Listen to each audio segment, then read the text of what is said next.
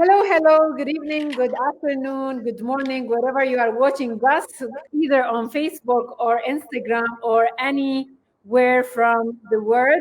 Welcome to this live streaming, and we are hosting an amazing and inspiring guest tonight, Catalina. First of all, I would like, before giving the mic to Catalina, I would like first to introduce her in a very short way. Catalina is a certified meditation and mindfulness trainer with World Peace Initiative, and she's also a yoga teacher and holistic therapist. She got a professional degree in advertising and a master degree in visual arts from University of Autonoma in Mexico. And Catalina, she developed herself to promote the well-being and to give people a better quality in their own life. So she's going also to share with us more of her tips and more of the the techniques that she was using, or she's going to inspire us on how she was able really to become a source of inspiration for so many people during the past year. She believed in the health and the happiness, and how this is related to the state of the mind and how you can cultivate it easily. So welcome everybody. Catalina from Colombia, congratulations again and welcome, and thank you for accepting my invitation to become part of this interview. Thank you very much, Nisreen. So nice to see you, and thank you all the people who is connecting now. Thank you. Thank you so much. So the first question that I love to ask our guests usually is, how do you feel now?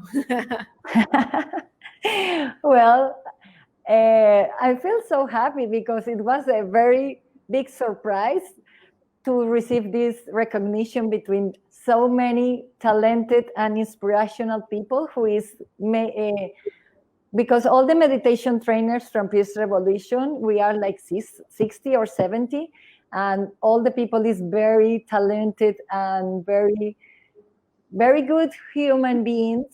And so I feel very honored to receive this recognition as the Peace Architect of the Year. Yeah. Amazing. We are so happy also that you are happy and celebrating your success with us. So another question is, if you would like first to let people know exactly who is Catalina, how would you introduce yourself as a person, and from a professional way and from a human being way? Okay. Well, I think in my case, the professional and my human being is connected. Is like there is a bonding between my human being, my human being part, and my professional part. Because I can, fortunately for me, what I do in my professional life is, I could say, in a spiritual way, in a holistic way, because I am working always with people and trying to be consciousness and trying to be mindful and trying to give well-being to the people. So I think the professional and my human being is related and connected, and that's what I am now, because I have been into so many different works in my past. I used to work in advertising, and then I had an art gallery in Mexico where I was living, and then all my life changed. And in this part of my life, I think my human being part and my professional is totally connected, and there is a bonding between those parts. So it's like there's no separation from the human being, the Catalina, the human being, and Catalina from the professional way, because in a way or another you were like united together, and there's no way to separate them. It's really nice. Thank you for explaining it in this way. So usually when we talk about when I really love how we can connect from stories from childhood, because I believe somehow the early stages of our life, somehow in a way or another, it affected our life. It affected the way how we perceive certain things. So how was your childhood? How was it, or how did it really affect you in a way or another to choose your own path? There is a certain incident that you can recall that is somehow related to what you are doing at this moment. Well, not too much, but because in my childhood I was in a very disciplined school. Everything was very straight and very, very disciplined. And but from my human interest, or that aspect of the professional life, I think I had the inspiration from my father, who was a doctor, and also my mother, who used to be a social, well, she's alive, but used to work as a social service woman. She studied that. So I think both my father and my mother, with that sense of giving their life into service to the other people. My father as a medical doctor, helping people and all that. I think maybe from there I got a little of what I'm doing now, especially in the therapies I do. And also, well, I think yoga and meditation as are tools for well-being is, I think this is my service to the community, to give these tools to have a better quality of life. And maybe this is the connection from my parents in this aspect.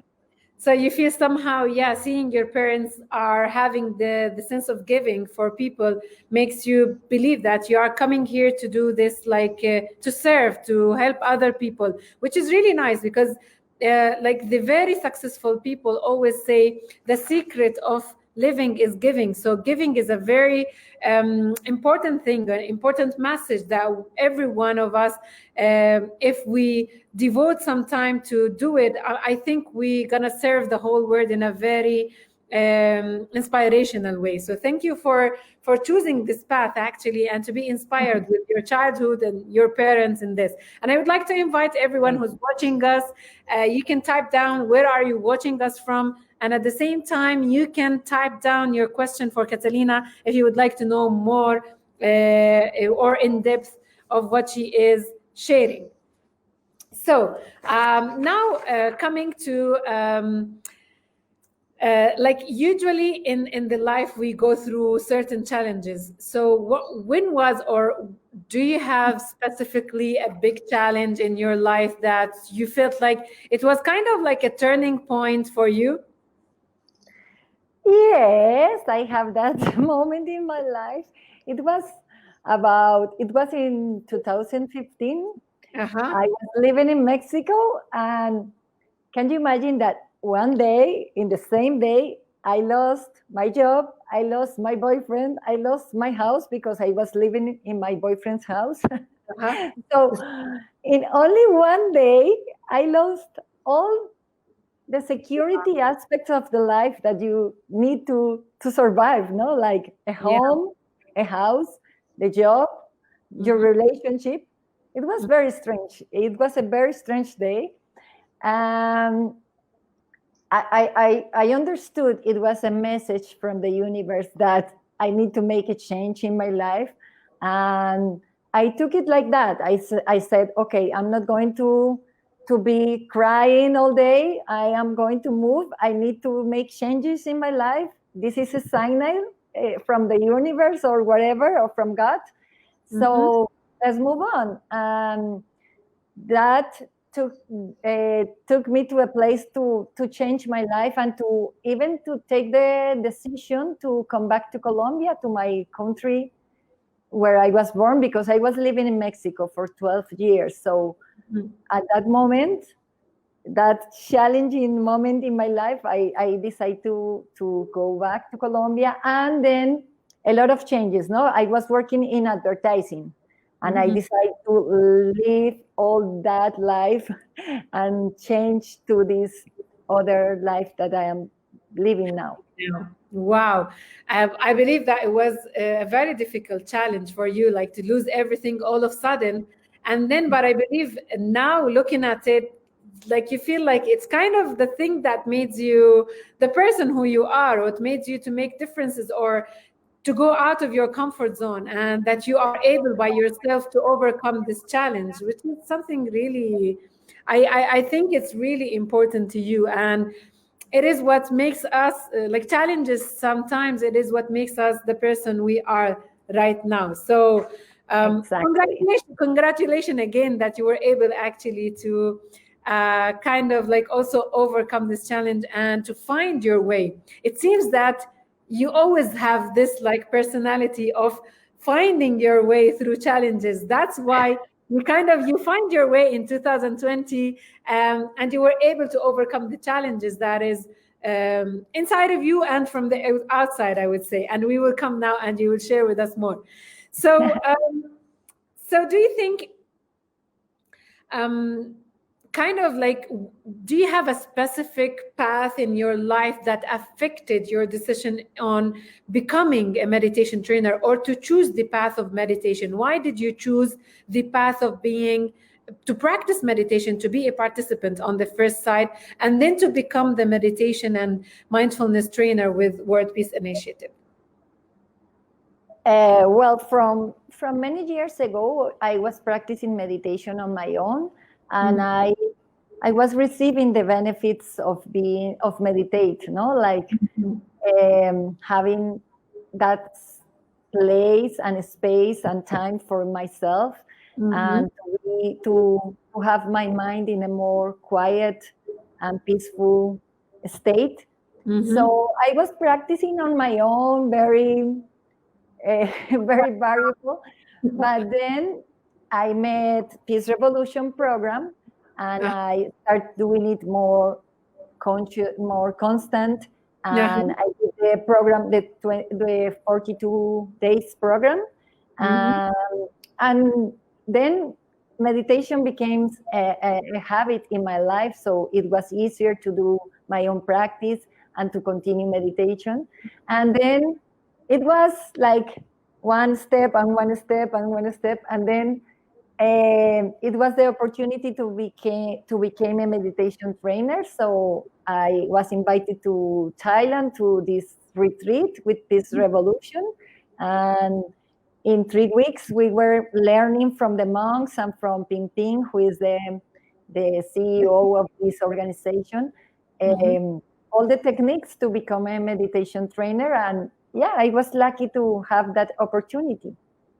Amazing. So you feel kind of like you have this like mindset of meditating, but you were more committed maybe when you were in like a group, or you have certain like path to follow that would make it more like inconsistency, as you were mentioning.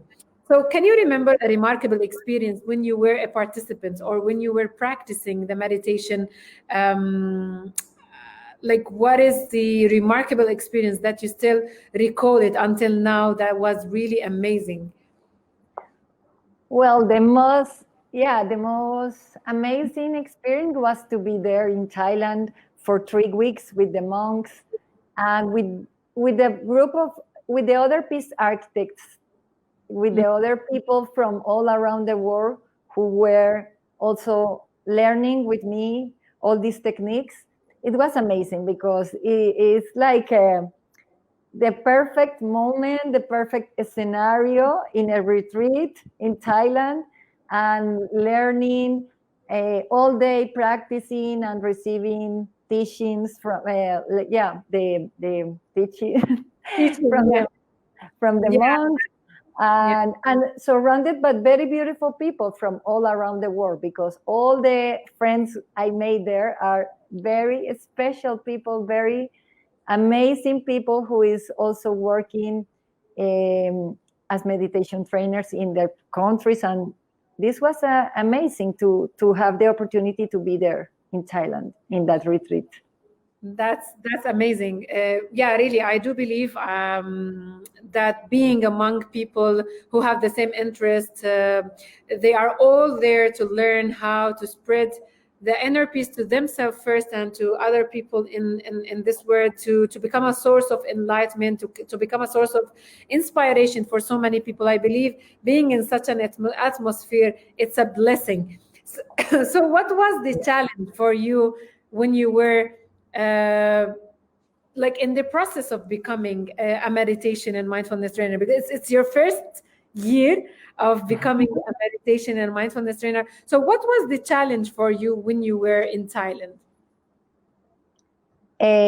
Well, we have a lot of condition or request, like waking up very early at 5 a.m. to meditate. But I think it wasn't so difficult because as you were in that place, Discipline. yeah, the discipline, and also you get used to everything that they ask you, no? For example, about the food, that don't having a meal at night. But you get used to everything that our body is very easy to get used to any condition. Yeah. So it was not that much difficult for you, like in terms of like, because maybe because you know that all of this is part of the process of becoming like the meditation and mindfulness center, because every behavior or a way of doing the training, it has a meaning that will support and serve you for the future, like when you go in person and teaching people there. Exactly. Yeah, it's like everything that was happening there in the retreat was a new experience for me, and I was receiving everything with gratitude, because everything is a learning, and yeah, I was so happy to be there and to have the opportunity to receive these teachings and this company, and to be there, just to be in this place was, yeah, very beautiful. Amazing. So what was the difference between you being a participant and then you becoming the person who teach the meditation? What was the difference for you, like from the inside and from the outside? Well, yeah, when you become a trainer, yeah, this is another situation where while you are sharing to other people, no? But I think we always continue being a practitioner, because always in your life you have to practice. You have to have your own practice if you want to share with other people this, no? I went to that retreat and I received all the information and the teachings, but if I don't practice, everything get loose. So I think you are always a practitioner, and then you can be a trainer, no, to share to other people. But first of all, you have to be a practitioner and continue practicing and studying. That's very important. So they are like, so you say like it's always we have to be, in order to give, we have to receive. So it's a constant learning process. You always, Yes. the participants or the practitioner, and at the same time you are the person who can give. So it's always connected together, which is really important, because in order to give, we want to receive also. We want to practice for our own self, Yes. in order for people to be able to receive correctly from the meditation and mindfulness trainer. Okay, so so how, now we are coming to the point where how did you first receive the news of becoming the meditation and mindfulness trainer of the year? How this moment, like how was it for you? What was your feeling? How did you receive this news, I would say, or the announcement of becoming the peace architect of the year? Yeah, well, I couldn't believe it. At the beginning, I thought, no, this is a mistake. It's not for me, because I was thinking there is so many people in this group doing a lot of activities, very amazing activities for their communities and online sessions. But well, then I decided, okay, it's time for me to receive this recognition, and I was so happy and honored. Wow. Yeah. You were so humble in I would say you were so humble in believing that you were doing good, but there's other people who was also doing good. And yeah, it's a collective work. I believe it's kind of a collective work, that you were working on a team and you were believing in everyone who was doing also something good in their way, I would say.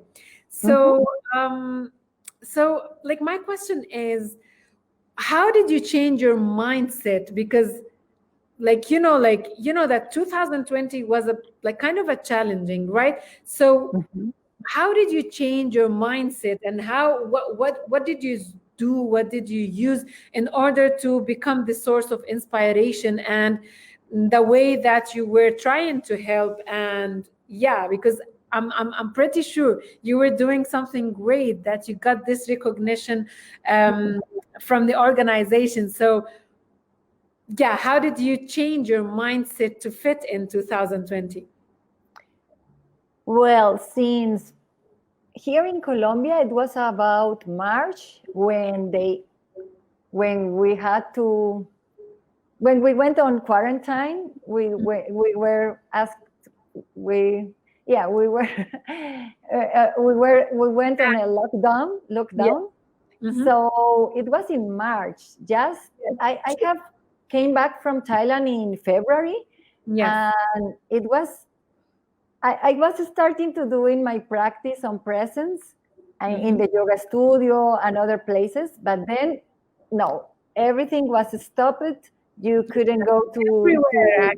yeah, everywhere. But in Colombia, very soon in March. So Mm. from that moment, I said, okay, let's move to the virtual platforms. At that moment I didn't even have Facebook because I have closed it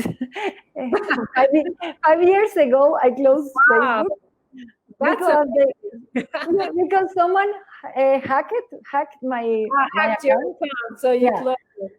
So I didn't have even Facebook, but at that moment I said, okay, it's time to go back to Facebook and to go back to all the social media and work with that, because that's the new reality. And that's, yeah, and it was a great opportunity to have this media, to have these technologies to share now with more and more people, because it's not only to your community, to your 10 friends or the people who lives around you.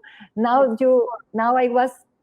I think for everyone who share Instagram lives and Facebook live was, wow, this is amazing to go to everywhere, to have friends everywhere and people connected from different countries. And yeah, it was like a big door that opens at that moment. Wow. So honest, using that platforms. Yeah, continue. No, using the social media and all the internet, and also because we worked from the very beginning with the Peace Revolution Colombian team, we decided to organize a meditation challenge. For example, it was a 7-day meditation challenge. And then also with the Latin America Peace Revolution community, we organized another challenge. And we were working with all the team with all these people from Peace Revolution, generating programs and meditation sessions. We also started the meditation club in Colombia. And then also some companies start to ask that they need, and I start offering workshops for companies. And yeah, we moved, and everything. I think the situation was like everyone was looking, many people was asking for that. Many people were demanding for well-being time and for meditation and for peace, inner peace time. So it was an opportunity. Yeah, it was much needed everywhere, to be honest. But you surprised me with the fact that you didn't have the social media account activated, but then it was activated for this cause, and you were like you succeed to really to reach out for so many people, and that's amazing. Really, like it's like coming from the zero to the top. Like it is really amazing, to be honest, because I think, yeah, most of the work was online and you were succeeding in the online, and then, yeah, to serve a large number of people who was in need for such a well-being. That's really congratulations. You Thank did you. a very amazing job. So Thank you, dear. yeah, so you were specifically using the social media and the online platform to help people. So how was your feeling when we came to the end of the year? You felt tired, or you felt happy that you were giving people? How was your feeling that you have served from the beginning of the pandemic and the lockdown till the last day of the year? Well, it was a nice sensation to look back through March when it starts, and how every month I and with the Colombian Peace Revolution team, we were doing sessions, and yeah, it was nice to see to the past. And of course, sometimes I miss, no, I really miss to have meditation sessions in presence, to be in contact with people. I really miss that. But if we cannot do it now, yeah, we have to do what we have and move and flow how it is. But I think it was around October or November, I don't remember. I had the opportunity to also guide a meditation retreat, 1-day retreat, and it was live, it was in presence. So it was very beautiful at that time to meet again with the people, and because we were in a very beautiful place in the nature, and it was like a holiday in this Yeah. From the online to the offline. from the online to the offline for 1 day, to have that retreat with people and to be in touch with people. And people was very happy also to not to connect to the screens, but to have it in real life. It was, but yeah, now we have to continue like this. So with a smile, I will continue on the screen for a while. Yeah. So what was motivating you whenever you feel discouraged, or whenever you feel like, oh, I'm tired of doing this, or I don't know, what was your motivation? Like, this is also a question from Brunel. He was saying, what motivates you to do more whenever you feel discouraged? But also, what was your motivation even when you're not discouraged? Like, what made you feel like, okay, I want to do more. I don't want to stop. I want to do more. What was your actual motivation to do this? Well, the motivation was seeing the benefits in the people, no? Like when people express gratitude, and when people smile, and when people feels good after the session, is the best motivation, I think. And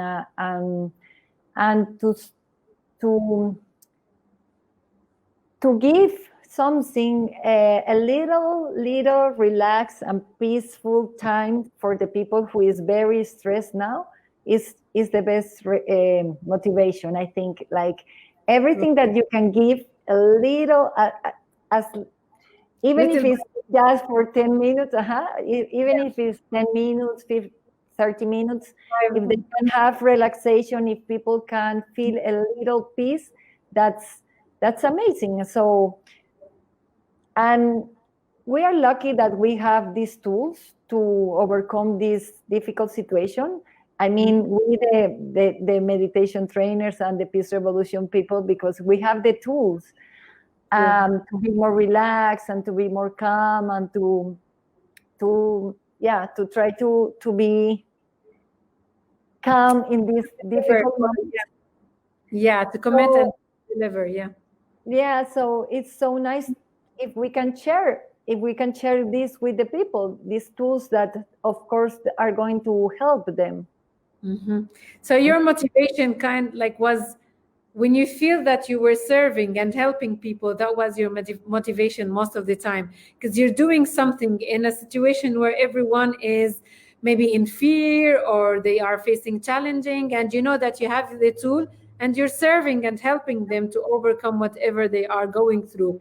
So I believe, yeah, this is a very important message or Mhm. motivation for you to become to be like this. So what do you believe that it distinguished you among the other? Like, what was I would say, the specific secret that Catalina was believing? I would say, what do you see inside of yourself as a meditation and mindfulness trainer that you kept, I don't know, maybe some sentences that you were repeating to yourself, something like, I would say, like, it is a secret, you know?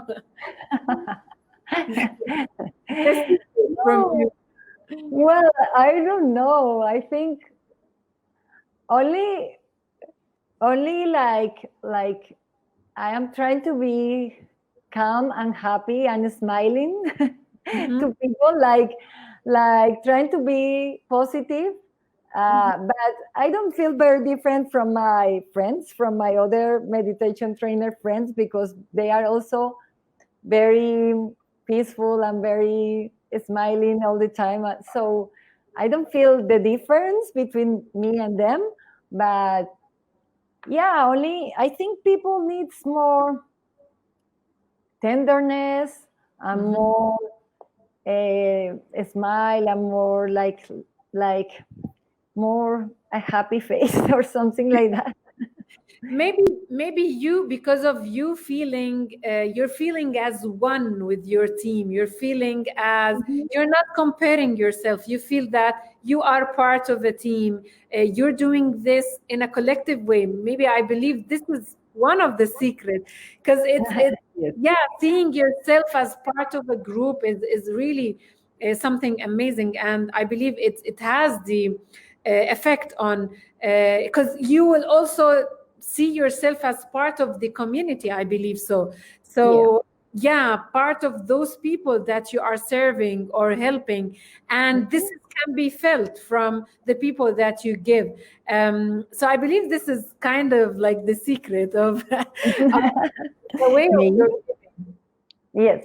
So we have some people watching us from Palestine, and there's here Maria. She's saying people needs more people like you, Catalina, Oh, and thank yeah, I you. believe Thank that. you. I believe that too. If you have any question for Catalina, you can just type it down, or tell us again where are you watching us from.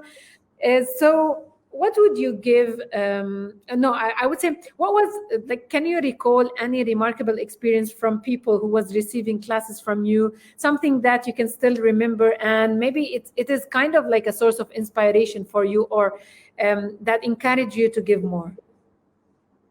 Mm, well, a very specific one.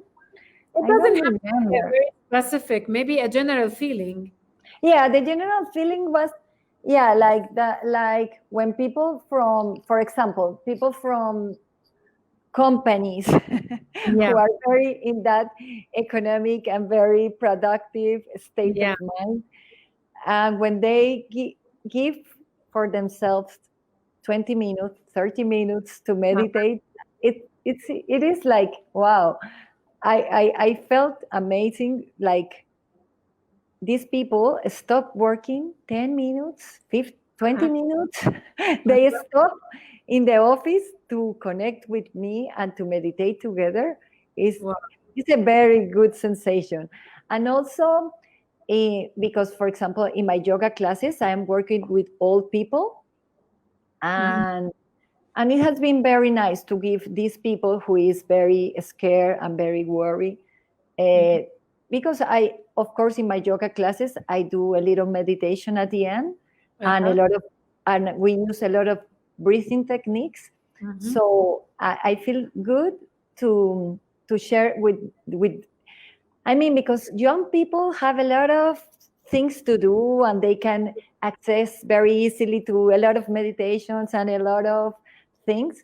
But working with old people, for example, it has been very nice to me because they all the time they are very grateful and they are enjoying the classes and they are they really appreciate.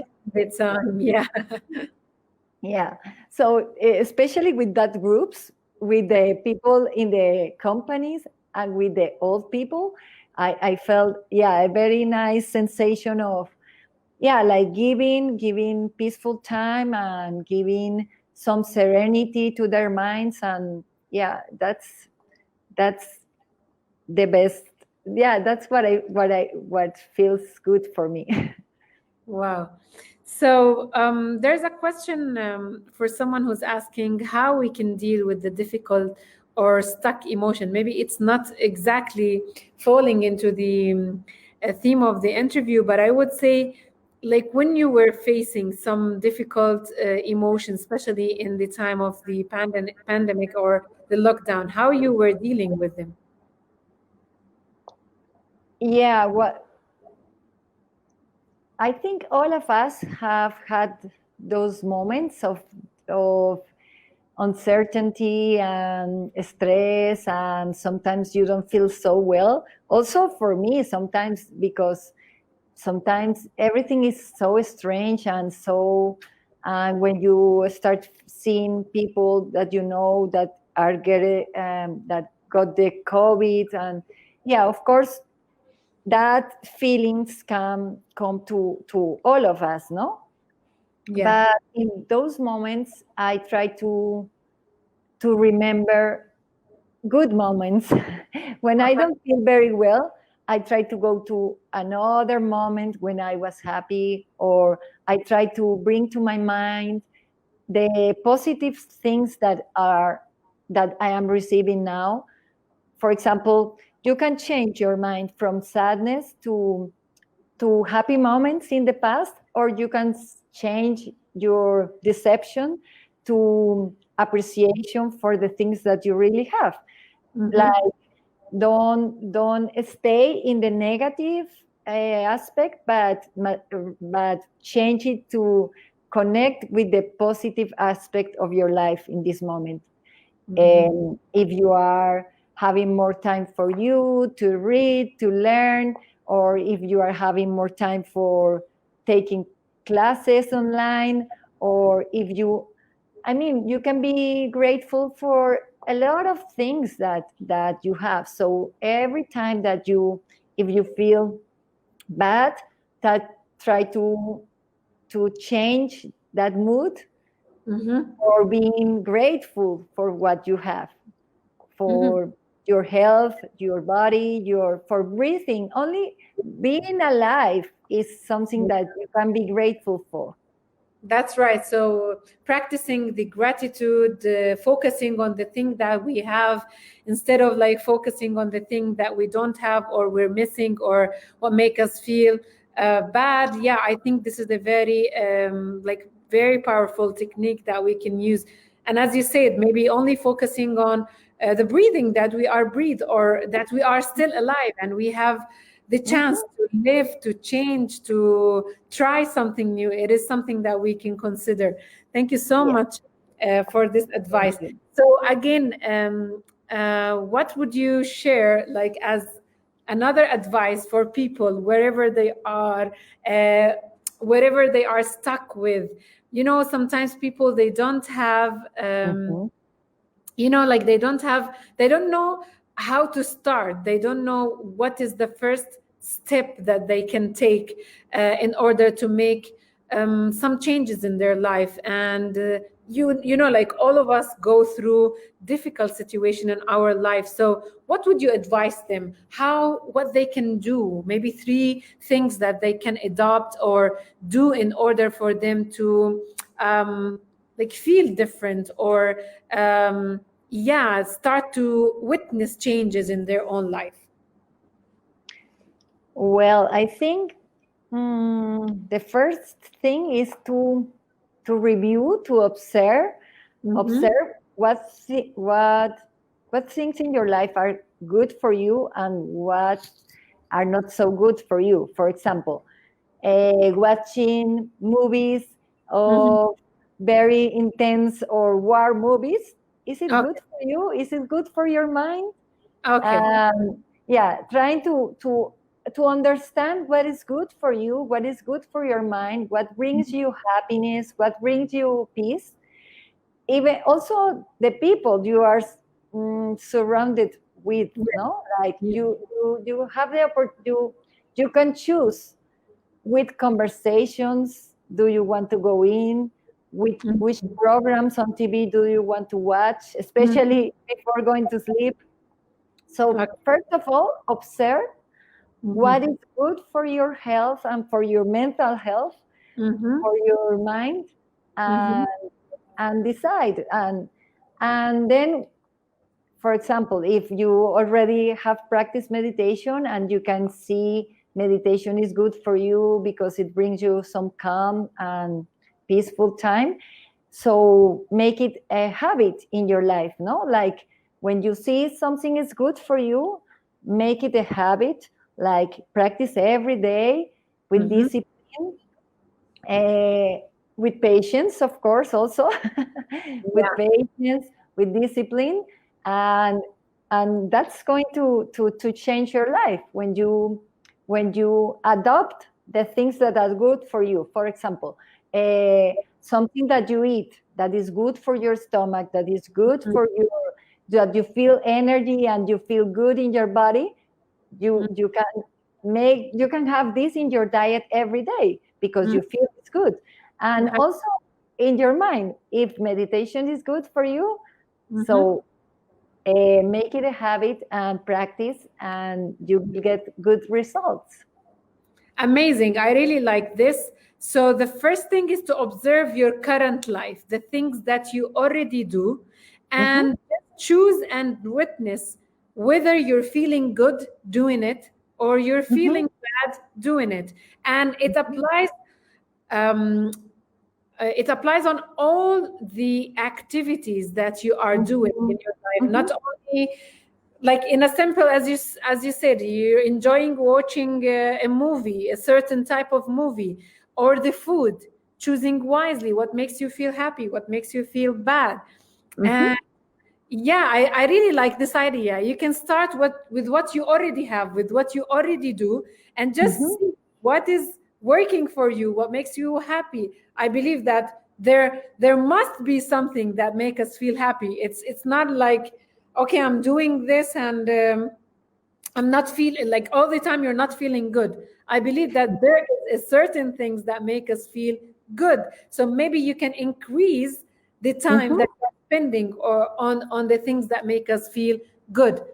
And then then maybe they can go for some other things, new things that they can try. Yes, exactly. If you have never meditated, I will suggest you try, because especially in this time, all of us need time to take care about our mind, and meditation is the best tool, is the best exercise for the mind. As also as we take care of our body, doing exercise and having good food, we also have to take care of our mind, and meditation is a very good tool. So I will suggest you to try meditation. So everyone. Yeah, everyone. So she gave you something new that that you can start with if you haven't tried meditation yet. So you can start with learning meditation, and I think you can go to the website www.wpifoundation.org, and there you can find the self-development program, a free online 42 days with a coach, that a real coach that will take care of you from day 1 to day 42. It's a way for you to explore the meditation and to really enjoy learning it for free and to commit to it every day.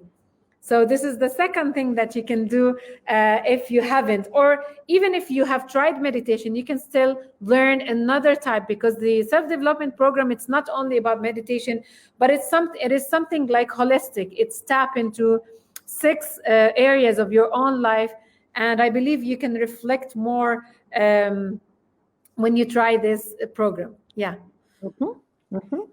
Yeah. So if anyone has any question for Catalina, you can just drop them down. And one last thing that you would like to end like this interview with, one last thing that I would say that might encourage and inspire people to give more. So how would you encourage them to be part of this big community? And if really, like, because you were a person working on a team, but you were able to make a difference. So how would you encourage people to start or to believe more in themselves? Because I believe you were believing in yourself and you were believing in the team. And this is how you made an impact among maybe 70 people from all over the world who was teaching also and reaching out for people. So what would you tell them to inspire them to start with something? Well, I think it's not to be afraid of the changes, or not to, if you, for example, if you see something is not going well, or if something is not going fine in your life, don't be afraid to change it. So you can do it, and you can have, I mean, you can change your life in every aspect that is not working well. You can do it with your perseverance and with your determination, and with hope, and with believing that the universe or God, or whatever you believe in, is going to help you to find the path, and to show you where do you need to go. I mean, don't be afraid of making changes in your life, because when you have the determination, and you are clear, and you have your clear mind that you need that change, everything is going to work well for you to make it possible. And it's only your determination, and if you believe in that, do it. Don't be afraid. Don't be scared. But do it. Do whatever you need to do to change your life, and to have a better life, in order to help others always. No, not only for your own benefit, but to help or to work with others is, I think, is the best advice. Always think in the benefit of the more quantity of people is better. That's right. So you can know that you are not alone, and you are always supported. There will be always a kind of support from God, from universe, from people, whatever you are believing in. That's so true.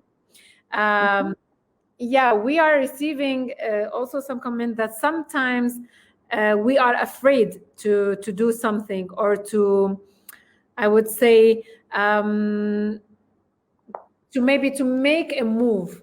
So what would you advise them in order not to be afraid of taking some moves, or from the changes? Because it is so normal that we have some fear from changes. How would you advise them not to have this fear from the changes? Yeah, like as I told you before, it's like when you know something is not good in your life, something is not going well, or something is not benefit for you, have an open mind to the new path, and follow your intuition. And if you start moving, and if you start doing, everything is going to be organized for you. I mean, the doors will open for you, and the new path is going to be there for you with more light and more clarity that for doing that changes. So don't be afraid. And it's also like if you like, you can think that you have a star on the sky, and that star is going to guide you wherever you want to go. And wow, I like it. And believe on it. Yeah, believe in your dreams also, because every dream you have, you can make it true. For example, this is an amazing story about how I met Peace Revolution. When I knew about the fellowship in 2016, I was, no, this is so difficult for me. How between so many people, I was thinking it was impossible to get a fellowship and to be selected to go to that retreat of Peace Revolution. And then I said, no, let's try. And I started with the self-development program, 42 days. And then I started doing everything that they make all the requirements. And then I was chosen between many people who applied for this fellowship. I was chosen with other 26 people from the world in the first retreat. And I was, wow, everything that you want to do, if you do it constantly with discipline, and if you believe it from your heart, if you want it from your heart, it can become true. And yeah, that's what happened to me in 2016 when I had the first opportunity to go to Thailand with World Peace Initiative Foundation. Wow. So before I comment on what you were sharing, I would like to say thank you for those who are watching us on Instagram. And if you have any question, you can type them down. And thank you, Asma. Thank you, Ali. Thank you, Ann Romer. Thank you, Moratali. Whoever is watching us there. Maybe the connection on Instagram, it will end up after 1 hour, so I have to finish it now so we won't lose the interview, but we will continue on Facebook, and you can watch the interview later on YouTube. So let me just finish the live on Instagram. So just a moment.